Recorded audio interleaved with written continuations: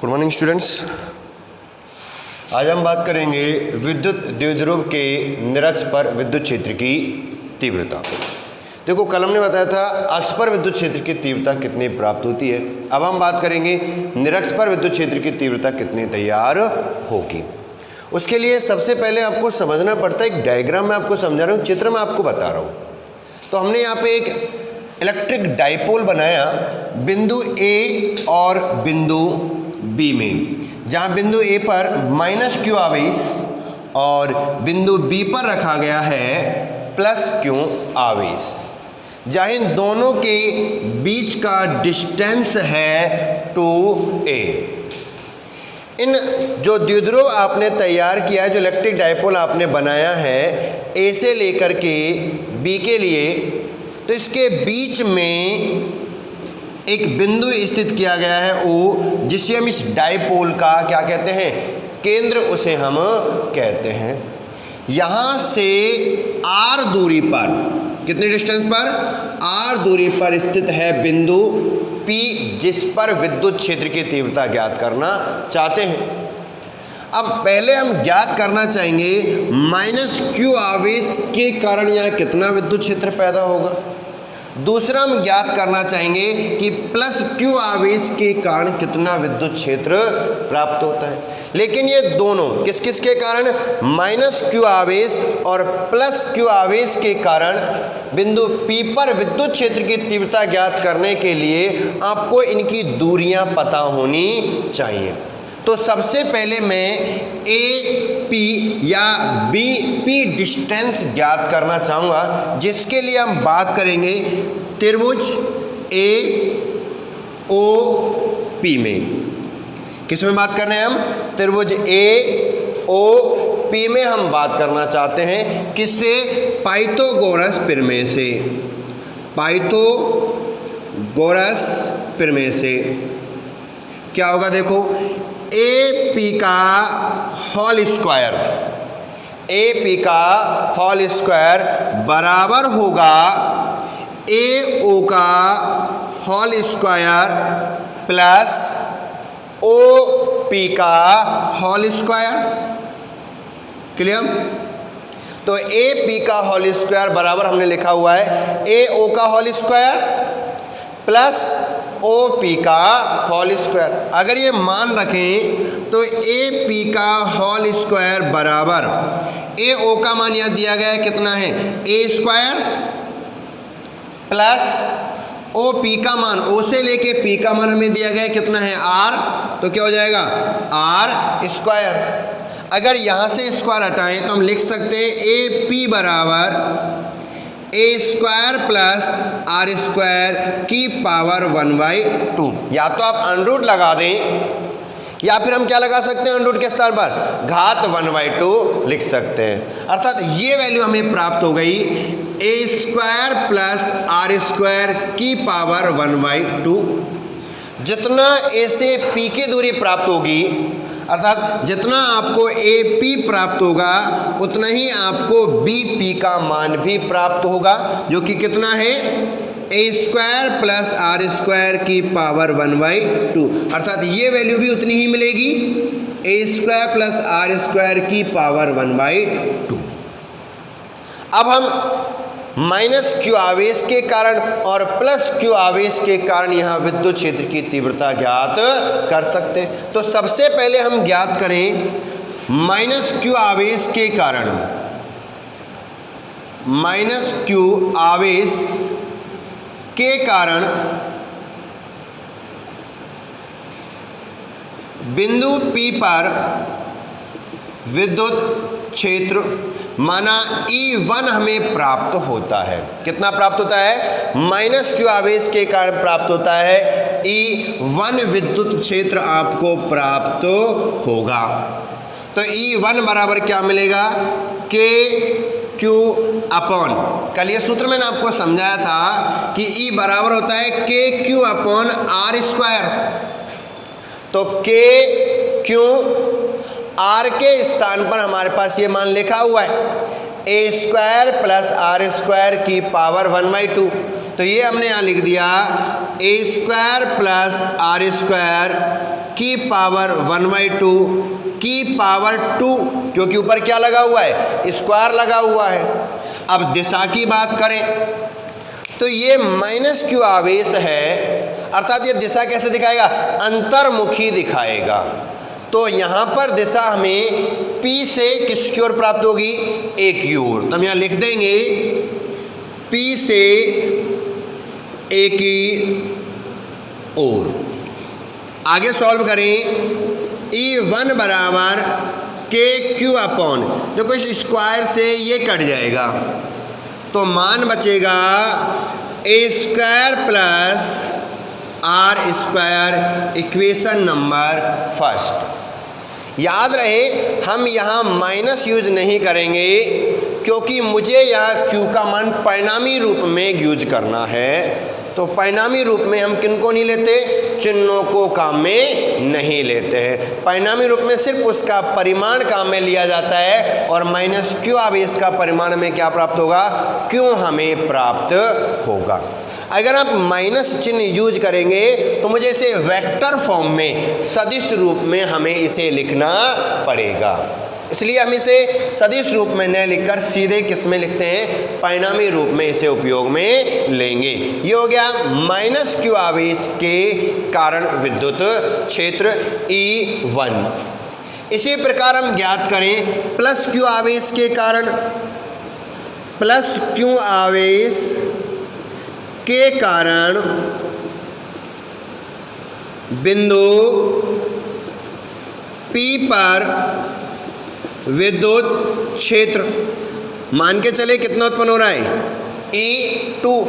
तो plus Q आवेश के कारण बिंदु P पर विद्युत क्षेत्र पैदा होगा E2, जिसका मान हमें प्राप्त होगा KQ अपॉन R² के स्थान पर क्या वैल्यू लिखी हुई है, A² प्लस R² की पावर 1/2। तो यही मान लिखे A² प्लस R² की पावर 1/2 की पावर 2, क्योंकि हमें क्या लगाना होता है, ऊपर स्क्वायर लगाना है। दिशा के रूप में धनात्मक आवेश है तो B से किसकी ओर मिलेगी, P की ओर दिशा में प्राप्त होगी, बहिर्मुखी दिशा में प्राप्त होगी। तो B से P की ओर हम इसे और हल कर सकते हैं। सो E2 बराबर KQ अपॉन, इस 2 से ये स्क्वायर कट जाएगा तो मान बचेगा A² plus R², equation number second. समीकरण 1 व 2 से E1 बराबर है E2 के, इक्वेशन नंबर थर्ड। आप देख सकते हैं समीकरण 1 में E1 का मान लिखा हुआ है KQ upon A² plus R², और E2 में भी यही मान लिखा हुआ है KQ upon A² plus R²। इसका मतलब परिमाण में ये दोनों आवेश समान हैं, लेकिन इसकी दिशा है P से A की ओर अंतर्मुखी और E2 की दिशा है B से P की ओर बहिर्मुखी। तो ये परिमाण में तो समान हैं लेकिन दिशाओं में कैसे हैं, भिन्न भिन्न हैं। सो हम लिख सकते हैं कि E1 व E2 परिमाण में समान हैं लेकिन दिशाएं भिन्न भिन्न हैं, अलग अलग। इसलिए E1 व E2 को साइन व कॉस थीटा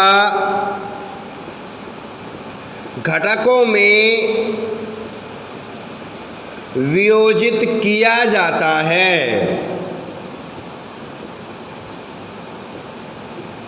क्या कह रहे हैं हम देखें कि E1 और E2 में दिशाएं भिन्न भिन्न हैं, इसलिए इन दोनों को साइन और कॉस घटकों में वियोजित कर देते हैं।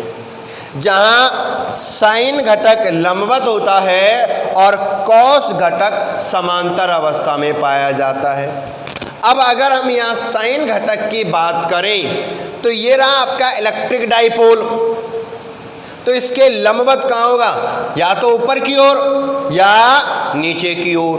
तो एक मान तो आपको मिलेगा E2 sin थीटा प्लस आवेश के कारण बहिर्मुखी, और दूसरा घटक आपको मिलेगा E1 sin थीटा माइनस आवेश के कारण अंतर्मुखी आपको प्राप्त होगा। ये दोनों घटक परिमाण में समान है लेकिन एक दूसरे के विपरीत हैं। भिन्न में और विपरीत में अंतर होता है। भिन्न का मतलब होता है अलग अलग दिशाएं, लेकिन विपरीत का मतलब है अगर पूर्व में गया तो दूसरा पश्चिम में जाएगा, अगर उत्तर में गया तो दूसरा दक्षिण में जाएगा। ऐसा ही यहाँ पर हो रहा है। E2 ऊपर की ओर जा रहा है और E1 नीचे की ओर आ रहा है। तो ये दोनों विपरीत हैं, इसलिए अपना प्रभाव निरस्त कर देते हैं। कौन से घटक, साइन घटक। अब बात करें किसकी, कॉस घटक की। तो कॉस घटक इलेक्ट्रिक डाइपोल के समांतर होगा। समांतर अवस्था हमें यहाँ प्राप्त होगी। देखो ये रही, E2 ऊपर जा रहा है, E1 नीचे आ रहा है, तो परिणामी मान कहाँ मिलेगा, इधर हमें प्राप्त होगा। हमने यहाँ क्या बनाया हुआ है, थीटा बनाया हुआ है। तो इस थीटा से समझ में आता है कि कॉस घटक इस तरह होगा और लंबवत घटक ऊपर होगा। कैसे, इसके लिए एक डायग्राम आपको बनाएं। इस तरह से आपके पास दो वैल्यू हैं और ये आपका परिणामी मान है E। ये E1 हो गया, ये E2 हो गया और यहाँ बन गया थीटा। तो इस तरह से मैं इस पर एक लंब डाल सकता हूँ। तो ये लंबवत अवस्था तो हो गई साइन के लिए, और थीटा के साथ ये समांतर अवस्था हो गई किसके लिए, कॉस के लिए। इसी तरह यहाँ देखेंगे तो यहाँ मिलेगा हमें E2 कॉस थीटा, और इसी के दिशा में हमें मिलेगा E1 कॉस थीटा। दोनों ही दिशाएं एक तरफ होंगी। कॉस घटक एक ही दिशा में प्राप्त होते हैं, इसलिए आपस में जुड़कर क्या प्रदान करेंगे, विद्युत क्षेत्र की तीव्रता प्रदान करेंगे। तो ये बात हम लिख सकते हैं यहाँ पे कि साइन घटक, साइन थीटा घटक एक दूसरे के विपरीत होते हैं, इसलिए अपना प्रभाव निरस्त कर देते हैं, निरस्त कर देते हैं।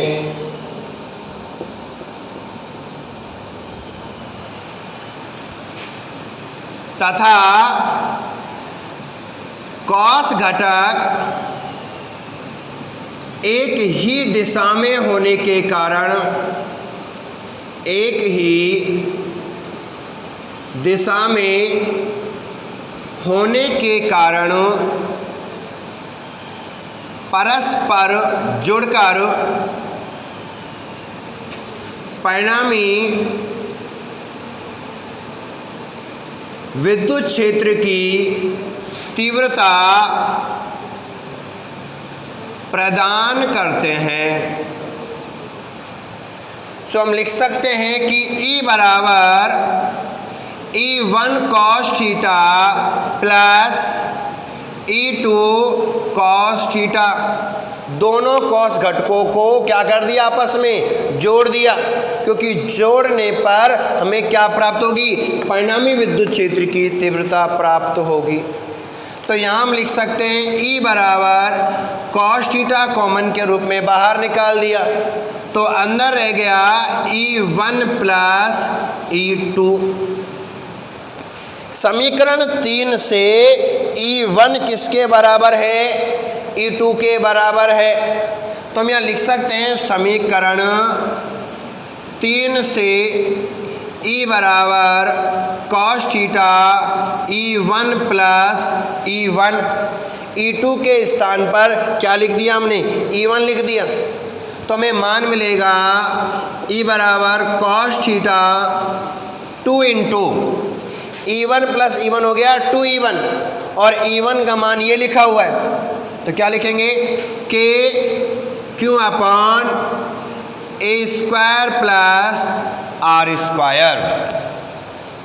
लेकिन मेरे पास यहाँ कॉस का मान नहीं है, तो हम यहाँ ज्ञात करें, इसे नाम दे देते हैं इक्वेशन नंबर 4, और हमें ज्ञात करना है कॉस थीटा का मान।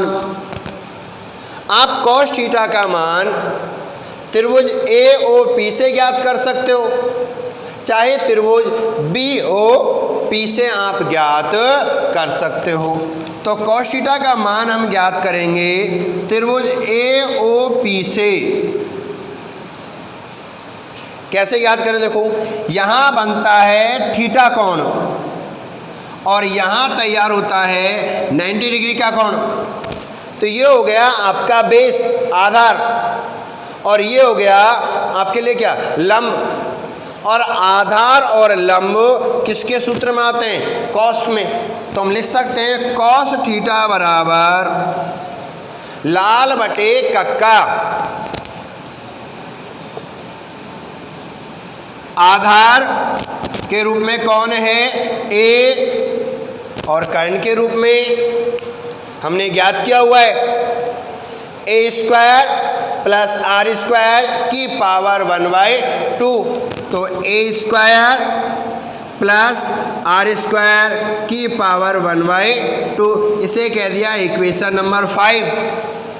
कॉस का मान इक्वेशन नंबर 4 में रख दीजिए। तो समीकरण 4 में 5 से मान रखने पर क्या मिलेगा, देखिए E बराबर कॉस थीटा, तो A upon A square plus R square की पावर 1/2, समीकरण 5 से मान रख लिया, इनटू आगे देखें तो 2KQ upon A square plus R square, यही मान हमें मिलता है। इसे सॉल्व करें तो E बराबर 2KQ इंटू 2A, ये हम लिख सकते हैं K Q, A को 2 के साथ रख दिया 2A अपॉन, देखो इसकी पावर है 1/2 और इसकी पावर है 1, हम चाहे दिखा सकते हैं। आधार जब समान हो तो घातें जुड़ जाती हैं, तो हो जाएगा A square plus R square की पावर 3/2। 1 में 1/2 को जोड़ दें तो मान कितना मिलेगा हमें, 3/2 हमें प्राप्त होगा। चूंकि हम जानते हैं कि P बराबर होता है Q अपॉन 2A, ये बात हमने कल की क्लास में पढ़ी है कि द्विध्रुव आघूर्ण P बराबर होता है परिणामी आवेश इंटू उनके मध्य की दूरी। तो जहाँ Q इंटू 2A लिखा हुआ है वहाँ हम क्या लिख सकते हैं, P लिख सकते हैं। तो वैल्यू बनेगी E बराबर KP upon A square plus R square की पावर 3/2। एक वैल्यू, एक मान हमें यहाँ से प्राप्त हो जाता है। यहाँ एक छोटी सी कंडीशन, एक स्थिति, एक पोजीशन हम यहाँ यूज कर सकते हैं। क्यों, देखिए और कैसे यूज कर सकते हैं। आपको ये बताया गया है कि जब इलेक्ट्रिक डाइपोल बनाया जाता है तो 2A अल्पतम दूरी है, 2A अल्पतम दूरी है, इसका मतलब A तो उससे भी कम होगी। तो A का मान बहुत कम है किसकी तुलना में, R की तुलना में। या हम बोल सकते हैं कि R बहुत बड़ा है A की तुलना में। तो उस कंडीशन में A स्क्वायर को नगण्य माना जा सकता है। क्या लिख सकते हैं, यदि आर इज ग्रेटर देन ए है तो ए स्क्वायर लगभग 0 होगा। 0 नहीं होगा, लगभग 0 होता है। नगण्य का मतलब 0 नहीं है, नगण्य का मतलब आप उसे लगभग 0 मान सकते हो, क्योंकि डिस्टेंस यहाँ 0 नहीं हो सकती। अगर ये डिस्टेंस 0 हो जाएगी तो इलेक्ट्रिक डाइपोल बनेगा ही नहीं, इसलिए आप मान सकते हो लगभग 0 है, 0 नहीं होता है। सो हम लिखेंगे E बराबर के पी अपॉन ए स्क्वायर, तो 0 मान लिया, तो बचा क्या, आर स्क्वायर की पावर 3/2। किससे, 2 से 2 कट जाएगा तो मान मिलेगा ई का के पी अपॉन आर क्यूब। कहाँ पर मिला ये मान हमें, निरक्ष पर ये मान हमें प्राप्त हुआ के पी अपॉन आर क्यूब। इस तरह एक इलेक्ट्रिक डाइपोल के द्वारा निरक्ष पर विद्युत क्षेत्र की तीव्रता आप ज्ञात कर सकते हो। इसे ज्ञात करने के लिए कुछ बेसिक चीज़ें आपको आनी चाहिए। नंबर 1, ये डायग्राम आपको अच्छे से आना चाहिए। नंबर 2, आपको यहाँ पर त्रिभुजों को पहचान कर त्रिकोणमितीय फलनों के मान, जैसे हमने कॉस का मान ज्ञात किया और पाइथागोरस प्रमेय के द्वारा दूरियों को ज्ञात करना भी आना चाहिए। इस तरह की पोजीशंस आगे भी आपको प्राप्त होंगी। अगर हम अगले चैप्टर्स की बात करें तो जब विभव की बात करेंगे तो विभव में भी हमें ये मान काम में लेने पड़ते हैं, क्योंकि विभव भी द्विध्रुव के कारण निरक्ष पर ज्ञात किया जाता है। तो आपको ये चीज़ें अच्छे से समझ में आनी चाहिए। यहाँ पर जो मान हमने निकाला है, लास्ट फंक्शन जो ले रहे हैं, ई निरक्ष बराबर के पी अपॉन आर क्यूब, इस सूत्र में और कल समझाए गए सूत्र में एक संबंध हम स्थापित कर सकते हैं।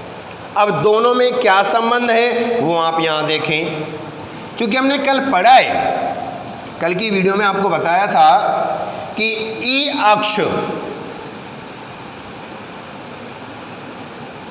बराबर होता है 2kp अपॉन आर क्यूब, और ई निरक्ष हमने अभी अभी ज्ञात किया है। ई निरक्ष हमें मिला है kp अपॉन आर क्यूब। अगर समीकरण 1 और 2 में संबंध स्थापित करें, समीकरण 1 व 2 से बात करें, तो आप लिख सकते हैं ई अक्ष बराबर 2, देखो kp अपॉन आर क्यूब किसका मान है, ये वैल्यू किसकी है, ये वैल्यू है ई निरक्ष की।